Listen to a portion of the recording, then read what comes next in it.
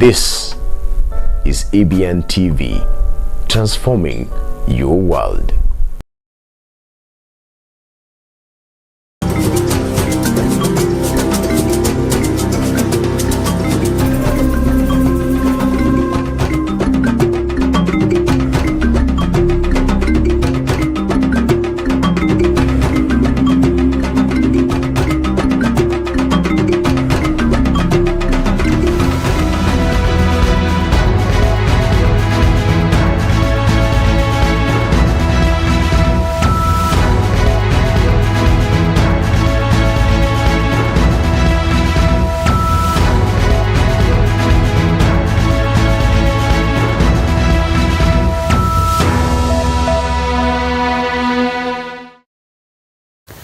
Na mtazamaji, karibu tena kwenye Majira ya EBN Saamoja. Jina langu ni Emmanuel Maro. Karibu kwa taarifa ambazo tumekuandalia kwa sasa.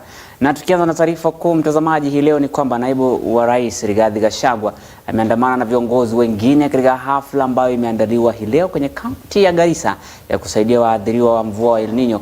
Waziri mkuu katika sekta ya uchukuzi Mafuriko, akizungumza kwa hafla hiyo, ameahidi wananchi wa kaunti hiyo kuwa wizara ya uchukuzi itashughulikia miundombinu, huku akiahidi kuwa barabara zilizoathirika zitapewa kipaumbele ya kutengenezwa, kama anavyotuarifu mwanaripota wetu Masizili.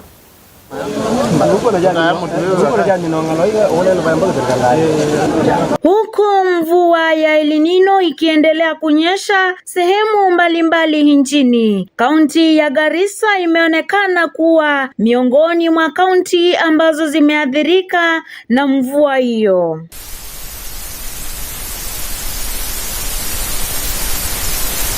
Athari hiyo ya mvua ikilazimisha maelfu ya wananchi kuhama makao yao, huku serikali ikionekana kuwa mstari wa mbele kuwasaidia wananchi.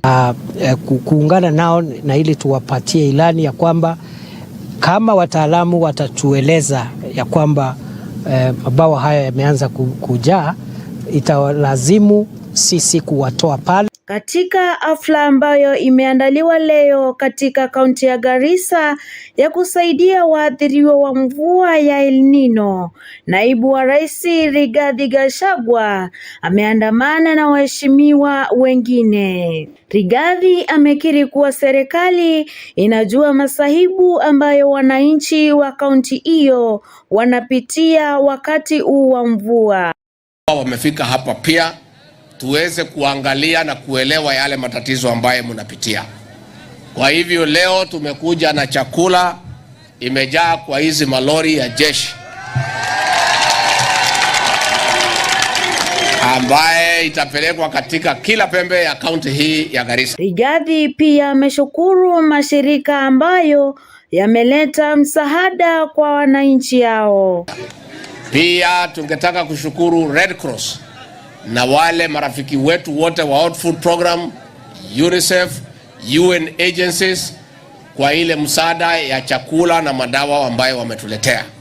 Pia tungetaka kupongeza naye waziri wa ardhi kame na nusu kame Penina Malonza akizungumza katika hafla hiyo, ametaka viongozi kushirikiana pamoja ili kupunguza maafa mengi kwa wananchi wote.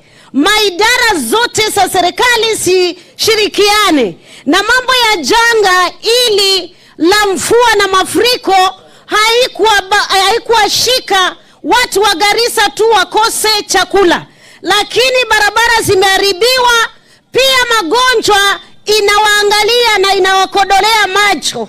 Naye waziri mkuu katika sekta ya usafiri Mafuriko akiongea katika hafla hiyo, ameahidi wananchi wa kaunti hiyo kuwa ataendelea kusawazisha barabara ambazo ziliharibika. Kufikia Wajia, na shida kubwa ni hapo Habaswein saizi haipitiki, na tumesema kwa leo na kesho tunajaribu kumwakia mawe nyingi sana ili malori ziweze zikavuka. Pia tunataka kuomba wanabiashara wenye watatusaidia kupitisha chakula kwa wakati huu. Tukitengeneza kesho, wale wanafanya biashara watusaidie kubeba chakula, kwa sababu tunataka kuunganisha hapo na kuunganisha mpaka ifike Mandera kupikia Kotulo. Mvua ya El Nino imeonekana kuleta maafa mengi kwa wananchi, wengi wakilazimika kuhama makao yao, huku wananchi takriban 90 wakiwa wameaga dunia sababu ya mafuriko ya mvua. Nikiripotia runinga ya EBN, jina langu ni Masinzilu. Namshukran Masinzilu kwa ripoti hilo. Na tukisonga mbele mtazamaji, ni kwamba watu 5 wamefariki katika ajali ya Kipkopei, kaunti ya Nakuru, ikihusisha trailer baada ya kukatika breki na kugonga watu 3 katika eneo la karibu na duka. Ajali hiyo iliyotokea mwendo wa saa 2 usiku wa kuamkia leo hapo jana, ambapo trailer hiyo ilikatika breki na kugonga waliokuwa wakitembea kwa miguu na kuaga dunia papo hapo baada ya kupoteza mwelekeo katika barabara kuu ya Naivasha kuelekea Nakuru. Manusura wa ajali hiyo wanaendelea kupokea matibabu katika hospitali ya Gilgil na wengine kwa hospitali zilizo karibu na mji wa Naivasha. Bado kondakta na dereva hawajabainika iwapo walifariki dunia, huku wakazi wa eneo hilo wakitoa wito kuwepo kwa vizingiti za kuepuka ajali kwa barabara. Niliweza kuona lori imeteremuka pale kwa ile mteremuko, na wakati iliteremuka iligonga karabati iko pale. Dereva na makanga wakarushwa nje pande ya mbele. Wakati walirushwa pande ya mbele ilikuja kama imewapita juu. Wakati iliwapita juu ndio ilikuja ikaingia kwa hii yard na pool table, ikapata watu wa pool table wakicheza pool, na ndio iliweza kuwakanyanga wote, ikaua watu 3 hapo hapo. So the vehicle ilikuwa ime lose control, ndio ikiwa imeterumuka kwa barabara ya ile mterumuko ya kutoka Naivasha kuelekea Nakuru. Shida ya hii barabara ni kukosa bumps. Gari ikitoka pale juu wakiweka free, akitaka kuicontrol inataka wakati anataka sasa ifike pali anasema ameweka free, hawezi. Lakini kama kungekuwa na bumps hawezi weka free, kwa sababu weka free kwa bumps ikiruka itazima. Wale watu ambao waliumia tuliwapeleka katika hospitali ya Gilgil, Mathare Sub County Hospital. Na tuko na gari kama magari 3 ambaye zilikuwa zimekongwa huko ndani. Moja ilikongwa kabisa ambaye ilisuia hii lori isiendelee kwenda. Muhimu sana watu waheshimu sheria ya barabara, na pia drivers to avoid could drive under the influence of substances kama alcohol, so that to avoid mambo ya ajali ya barabara wakati huu wa msimu ya Christmas. Na mtazamaji, ni ajali iliyotokea hapo jana jioni mida ya saa 2 za jioni. Na tukirejelea habari nyingine ambayo inafuatia ya kifo, ni kwamba mwanaume mwenye umri wa miaka 24 Rex Ambunya, ambaye ni mhudumu wa bodaboda, alipigwa na kuuawa kinyama kwa kupigwa kwa mawe katika mtaa wa Maraba viungani mwa mji wa Kakamega. Waliohusika na unyama huo wanadaiwa kumfunga kwa pikipiki yake na kuiba baadhi ya vifaa vyake, ikiwa ni pamoja na pesa. Wahudumu wa bodaboda chini ya uongozi wa Justus Musungu wametoa wito kusitishwa kwa kazi za usiku kwa wanabodaboda mjini humo, wakidai kwamba hatua hiyo itasaidia pakubwa kupunguza visa vya mauaji. Aidha, walisisitiza ushirikiano wa karibu na maafisa usalama ili kuzuia matukio kama hayo, huku wakiwalaumu maafisa hao kwa kuzembea kazini. Hata hivyo, uchunguzi bado ungali unaendelea kubaini kisa hicho. Karibu hii wiki moja tumepoteza wanabodaboda karibu 6 na tujajua ni chanzo gani hao watu wanakufa. So naenda kuchukua hatua ya kufuatilia nijue na kina nani wamefanya hiki kisanga. Nimepata kama amefungwa kwa pikipiki na ameweza kubondo na mawe, ambayo jambo haijanifurahisha kama mimi kiongozi wa bodaboda. Kwa hivyo sasa ukiona vile mauaji imeanza kuwa, ni inaonekana ya kwamba usalama imerudi chini, na tungeomba kwamba maaskari wetu wawe alert, sababu ukiona vitendo ya bodaboda kufa hivi tulikuwa tumesimamisha, sababu tulikuwa tunashirikiana na polisi, lakini nakaa upande wa usalama imerudi chini. Tunaomba tu tafadhali, hii kitu inaitwa usiku sako waivunje. Wavunje hiyo kitu inaitwa usiku sako, because kazi zenye wanafanya tukutuku hizo na pikipiki, kazi zenye wanafanya usiku sio za kubeba watu, ni kazi ya uhalifu. Saa 7 saa 8 usiku abiria ametoka wapi? Hata kama ni kutoka Nairobi wanafika saa 10. Hiyo ndio shida tuko tunayo. Hiyo usiku sako wavunje kabisa. because wataendelea hivyo, wanamalizana. Wengine wanakuwa na garage nyumbani, wanakuja wanatafutana town, wanauana. Pia wizi imekuwa wasi. Tumepata kuku gunia 2 hapa chini yenye ziliiba. Inafikiria wale wezi wakati waliona hao watu wamejaa hapa, wakatupa hizo kuku, wakafanya nini? Wakatoroka. So mwenye kuku kama amepoteza kuku zake aende kwa Ipilo Rambi. Tunaomba ya kwamba kama mwenzako mmekosana ama mmepata mwisi, kuna sheria yenye tunafaa tufuate. Watu ya bodaboda ya usiku ndio wezi. Pia sisi tunajua hiyo kazi. Tunaweza kuwafanyia kazi vizuri sana mpaka wanyoroke. Wezi walikuwa hapa mbaya sana. Mnakumbuka vizuri, lakini tuliwarekebisha. Sasa hii town is smart. Unaweza tembea hata usiku, lakini bodaboda wameamuka. Kuna watu baadhi akikubeba yeye anakupiga saja, akifika mahali anakutolea kisu. Na mkingine kwa maafisa wa polisi wakifanya msako dhidi ya pombe haramu katika kijiji cha Kibunga eneo bunge la Tharaka, wamefanikiwa kunasa zaidi ya lita 800 za pombe haramu, dawa za kulevya, sare za kijeshi na kima cha shilingi nusu milioni. Wakiongozwa na chifu wa eneo hilo, watu wawili walikamatwa kwa msako huo licha wengine kutorokea mafichoni. Haya yalijiri baada ya polisi kupata habari za kijasusi kutoka kwa wananchi kufuatia utengenezaji wa pombe haramu uliokithiri eneo hilo na uuzaji wa dawa za kulevya. Wakuu wa polisi wameendelea kuwaonya wananchi kujilinda na kutoa habari kuhusu hali hiyo na kuahidi kukomeza vitendo hivyo. Niweza kupata habari ya ujasusi kuhusu mtu ambaye anafanya biashara haramu ya kuuza pombe na bangi.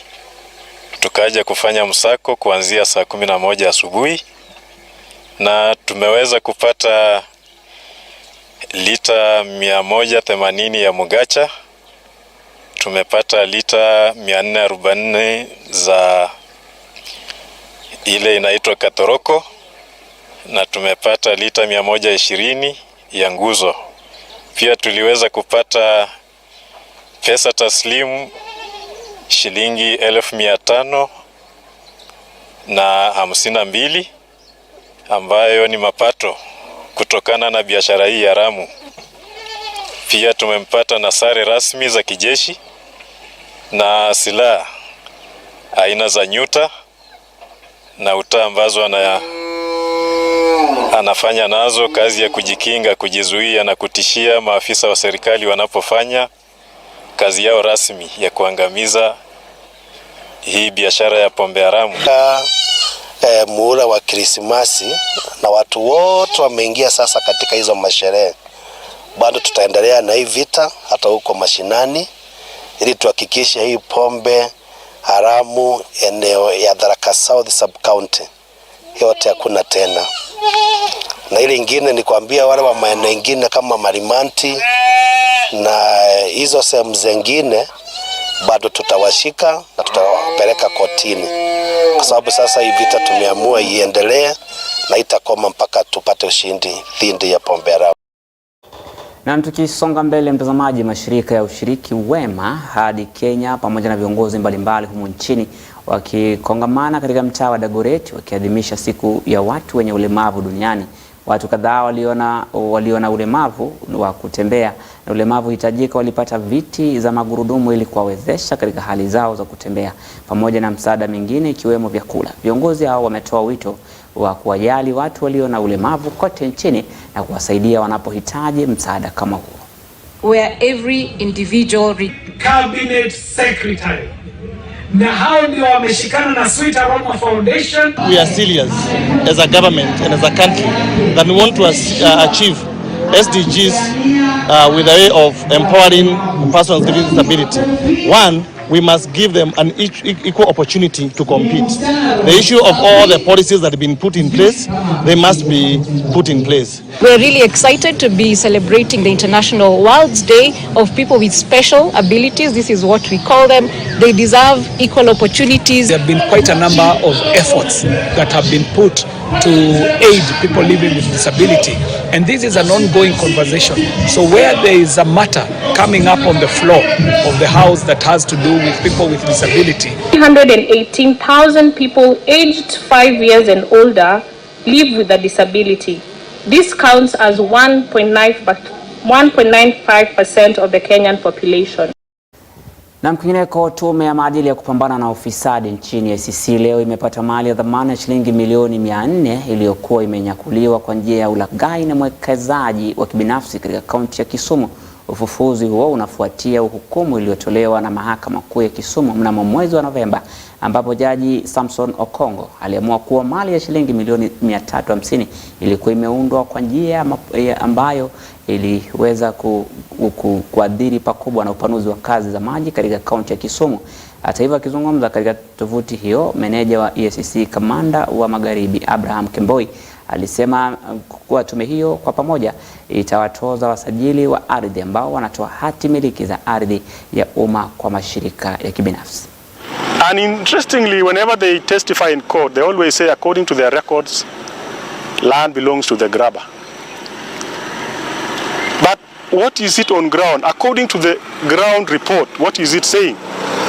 So they should be coming to the ground before approving any such parcels of land. We will punish those officials. They will compensate the grabbers. The building is sitting on an area where environmentally the pipe are supposed to pass through. So we ask yourself one question. Do we need to leave the building here and we stop serving over 500,000 people who need this water? Or we need to leave the building here and the percentage of people who need water will suffer? So the building must just be brought down. Na tukisonga mbele, wabunge wawili kutoka eneo la Mlima Kenya, mbunge wa Kangema Peter Kihungi na mwenzake wa Juja George Koimburi, wameibua wasiwasi kuhusu kuchelewa kukamilika kwa barabara kuu ya Mau Mau, walidai kuwa katika bajeti ya nyongezo iliyoidhinishwa hivi karibuni, kiasi kilichotengewa kwa ajili ya barabara hiyo kilipunguzwa kutoka kwa shilingi milioni 280 hadi shilingi milioni 175. Hata hivyo, Konsolata Chibalonza anatuarifu zaidi. Barabara hiyo yenye urefu wa kilomita 165 bila kujumuisha vijito ililazimika kutumia takriban shilingi bilioni 4.5 na ilikusudiwa kuwakumbuka wapiganaji wa vita vya Mau Mau na pia kufungua mfumo wa ekolojia wa msitu wa Aberdares. Mbunge wa Kangema Peter Kihungi na mwenzake wa Juja George Koimburi waliitaka hazina ya kitaifa kutoa pesa za kukamilisha ujenzi wa barabara inayounganisha kaunti za Murang'a, Kiambu, Nyeri na Nyandarua. Mbunge huyo aliangazia kabla ya mwisho wa utawala wa Jubilee, barabara hiyo ilitengewa shilingi bilioni 4.5 na kazi kubwa zimefanyika mashinani. Kihungi alisisitiza umuhimu wa kukamilisha ujenzi wa barabara hiyo kutokana na manufaa yake ya kiuchumi kwa jamii na nchi kwa ujumla. We as residents of Kangema, mostly the upper Kangema and the upper Murang'a, we are concerned on the progress of Mau Mau Road. Our concern basically is on the budgeting, on the issue to do with the Mau Mau Road, because Mau Mau has not been intentionally budgeted or is part of the government agenda. Because Uhuru Muigai Kenyatta, the former president, had left around 2.5 billion for Mau Mau. Mau Mau needs around, by now, around 4.5 billion.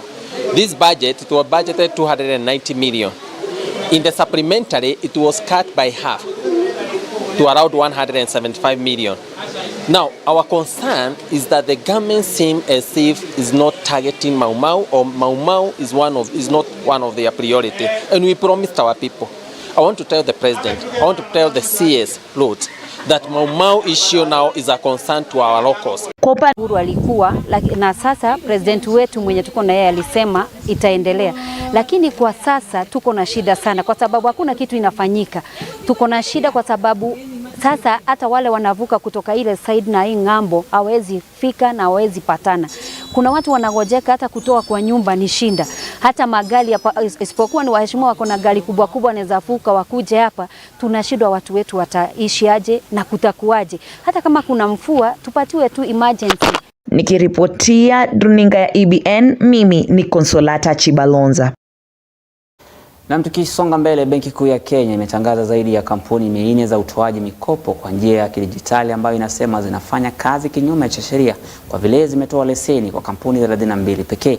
Katika kikao cha kamati na seneti na fedha ya bajeti, gavana wa Benki Kuu ya Kenya Daktari Kamau Thuge alikuwa na ugumu wa kujibu na kueleza ni kwa nini Benki Kuu kama hiyo ambayo ni mdhibiti bado haijachukua hatua dhidi ya wakopeshaji hao.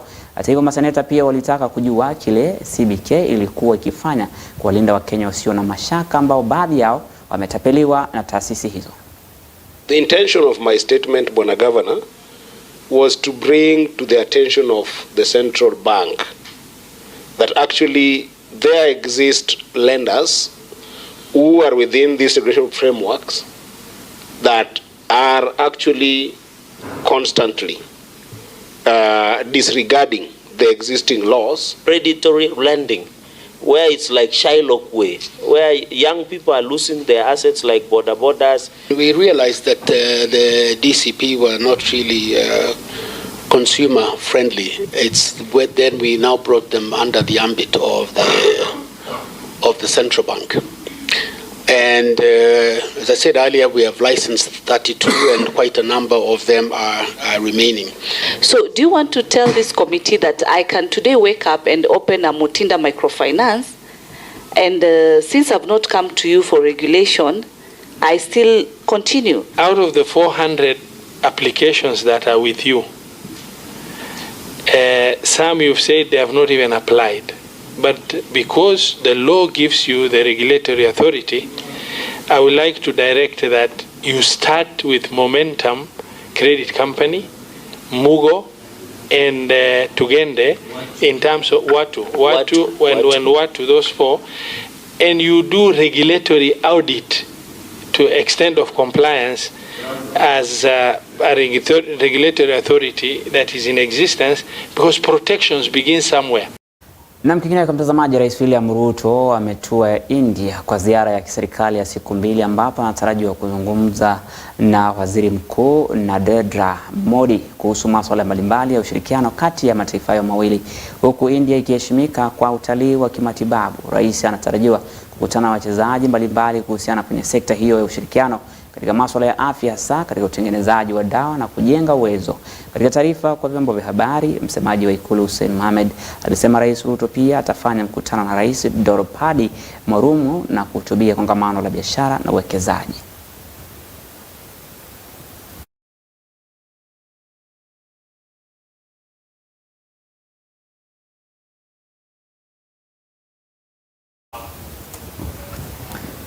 Na kwingineko, katika kaunti ya Kiambu, wakulima wa mifugo wanaozalisha maziwa wana kila sababu ya kutabasamu baada ya serikali ya Kiambu kutoa vifaa maalum katika uzalishaji wa maziwa na kujinufaisha kutokana na uzalishaji huo wa kima cha shilingi milioni 25. Wakipeana mitambo hiyo maalum ya serikali ya kaunti kupitia Gavana Paul Kimani wa Matangi, amesema kuwa wakulima hao waunde makundi yatakayowasaidia kujinufaisha na mpango huu ambao umetolewa kwenye mitambo ya uzalishaji, utunzaji na upakiaji wa maziwa ili kujinufaisha na hatua hiyo ya vifaa maalum. Gavana wa Matangi, process iliingiliwa katikati na watu walikuwa wanataka kuharibu hiyo process for their own personal gains. Wakaingiza mambo ya procurement, ndio mtu wewe ni supplier, wakaleta mambo ya interest, wakajaribu kuweka mambo hapo ya kickback, wakasimamisha kazi nzuri ingefanyika more than 1.5 years before, ikakuwa standstill mpaka siku ile nimekuja. Tumeshikana na wale, tumejaribu kusaidiana, sasa tutakuja kujua ni wapi waliponyoka. Leo nimeona kuna barua mumetuma chairman, na mimi am an honest person and I speak straight. When it comes to mambo kusema this is the way things are, I say things the way they are. So huyu chairman tuliongea naye sana, walimrudi na timu yake, na nikajaribu iwezekanavyo kabisa kuwasaidia ndio wapate ule mtambo, na tuhakikisha kwamba wale watu wenye walikuwa wanajaribu kuingilia kati pesa yao ipotee, deal na hiyo watu. Na mtazamaji, ni hatua ambayo wakazi wa Kiambu watakuwa wanakinufaika nayo kuhusiana na uzalishaji wa maziwa kwenye kaunti hiyo. Na tukisonga mbele, baadhi ya wabunge wameendelea kuikashifu ripoti ya kamati ya kitaifa ya mazungumzo NADCO, wakisema kwamba haikushughulikia baadhi ya masuala muhimu yanayoathiri taifa hili.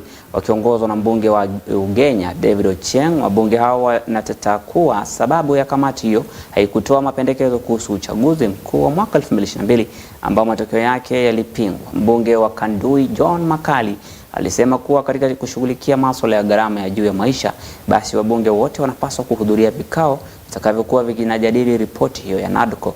Kwa upande wake, mbunge wa Sirisia John Waluke aliwasilisha Wakenya kuipa serikali ya Kenya Kwanza muda wa kutimiza ahadi walizotoa wakati wa kampeni za uchaguzi wa mwaka jana. Tumetoka uchaguzi mwaka jana, na tukafanya jopo inaitwa NADOC. Hii komiti ya Kalonzo haichungwa. And I thought that the best thing would have been to do an audit of that elections that happened last year. Je, kama kweli ilibiwa ama haikuibiwa. What you are now being told is that they will do an evaluation of the last elections. Evaluation means you'll evaluate the structures and systems. Aturudi kwa kweli ilipigwa, hapana. Tutaangalia mbele. Itakuwaje kwamba mnaingia maandamano, watu wanauawa, alafu mnaingia kwa boardroom, you are living there smiling, telling us, oh, mambo sasa iko sawa. Ilikuwa sawa siku gani pale kwa boardroom? It's not right. They will come back to you again here in the next few months. Ningependa pia tukubaliane kama watu wa Nyanza kwamba uchaguzi inaweza shindwa. We need to now move forward. We have to move forward now. We cannot have our hopes hinged on one individual for 40 years, 50 years. I just want to request all of us in this country that democracy is a very important thing. And that's why I want to also request my colleagues in Kenya Kwanza. Don't ask anybody to follow their parties. If you follow our parties, there is no democracy. Mimi ningependa kuuliza Ford Kenya, ANC, chama za UDM na UDA, kila mtu ajenge chama yake. Ndio tunataka. Hapa Nyanza, I've seen it happening. Maybe next year from February, I'm going to go to every ward in Nyanza. Every ward, if possible, with application, selling the MDG. Kama wewe ni mwanaume leta kitu yako tutaona. If you want to meet David Ochieng Ajapoyo, come to my rallies, you'll see. We are going to start from Ugenya hapa mpaka huko Nyatike.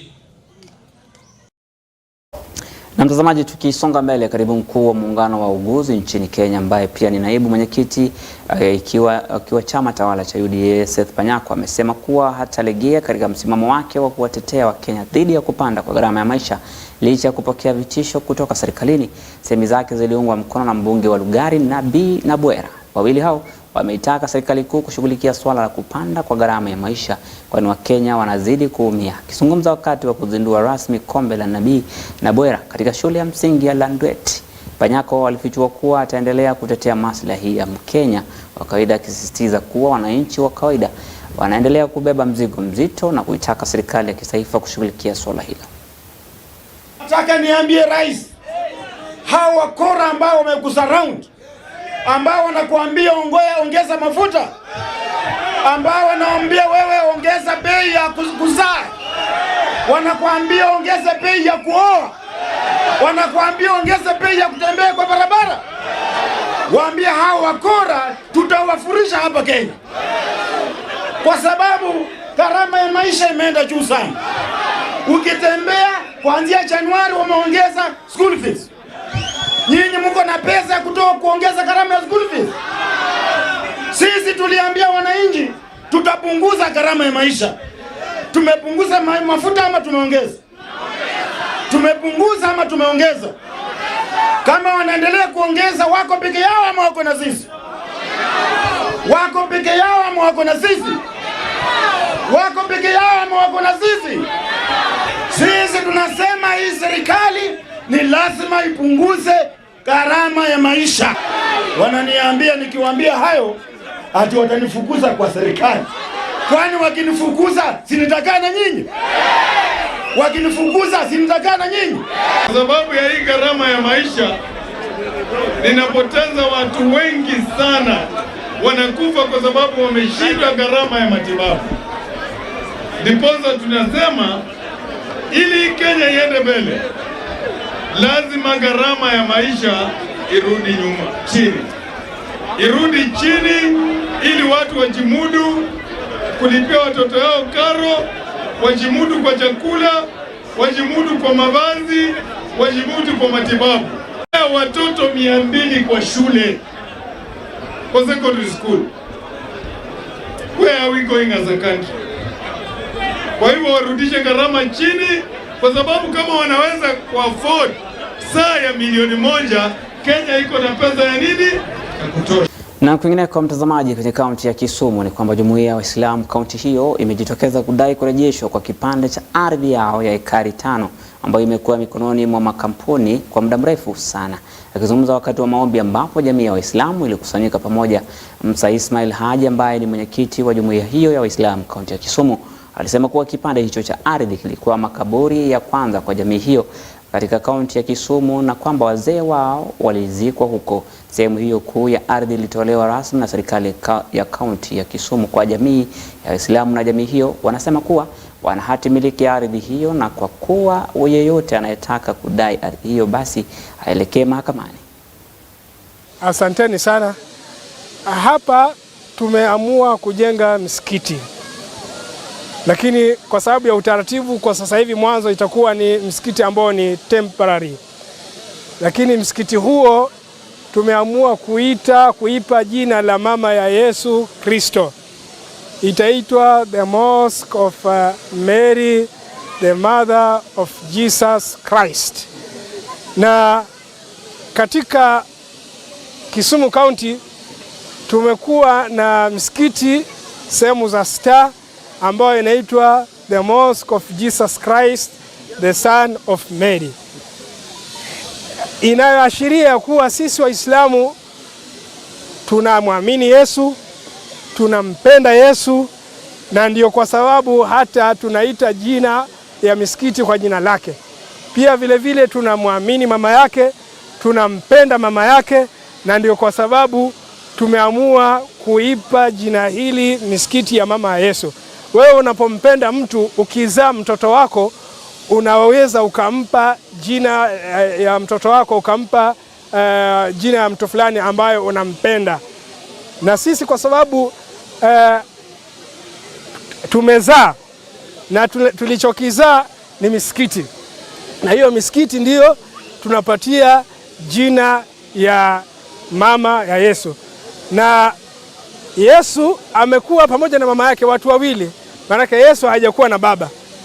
Yesu hajazaliwa yani na baba, amezaliwa na mama peke yake. Kwa hiyo tuko na misikiti ya mtoto wa Mary ambayo ni Jesus Christ, the Son of Mary, ambayo iko sehemu ya Star, na katika sehemu hii tutakuwa na misikiti ya ambayo itakaitwa the Mosque of Mary, the Mother of Jesus Christ. Takbir. Takbir. Asanteni. Na mtazamaji, kampuni ya sukari ya Mumias imerejelea rasmi shughuli zake za kawaida, ambapo wito umetolewa kwa wakulima kuhakikisha kuwa wanazipea miwa yao muda kukomaa kabla ya kuvuna ili waweze kupata faida ya mazao yao sawia na uzito wa kutosha. Kiwanda hicho kinaweza kusaga miwa tani 800 na 1400 kwa siku, lakini kwa sasa wataanza na tani 2500 ili kujenga kiwango cha juu cha miwa katika eneo hilo. Kwa sasa tayari wako na miche ya kutosha ya miwa wanaolenga kupanda ili kuongeza uzalishaji wa miwa wa kutosha. Kati ya wafanyikazi 787, asilimia 95 ya wafanyikazi hawa wanaolengwa kuajiriwa ni wale wa zamani katika kampuni hiyo. And therefore, I'm happy to say to the members, it is true, we have started crushing today, the first as per the notice, and you also see a good number of our field officers coming in to look at the canes. And for quality sugar and also benefits to the farmers, we want to encourage our farmers to only allow harvesting of mature cane 16 months so that they are able to get the correct weights, the correct recovery, and even value for the patients they have had for the last 16 months. 18 to 2,000 this year, so that by next year I'm able to cover all. But what I can say is currently we have sufficient seed cane, where I'm happy to report that out of the 787, 95% of these employees are former employees of Mumias Sugar. Na mtazamaji, ni hatu kwa sasa tuliokuandalia Majira ya saa moja. Mwendo wa saa 3 utarejelewa na mengi zaidi na Cynthia Njala. Usiende mbali. Jina langu ni Emmanuel Maro na kutakia usiku mwema. Tuonane hapo kesho panapo majaliwa ya Mwenyezi Mungu.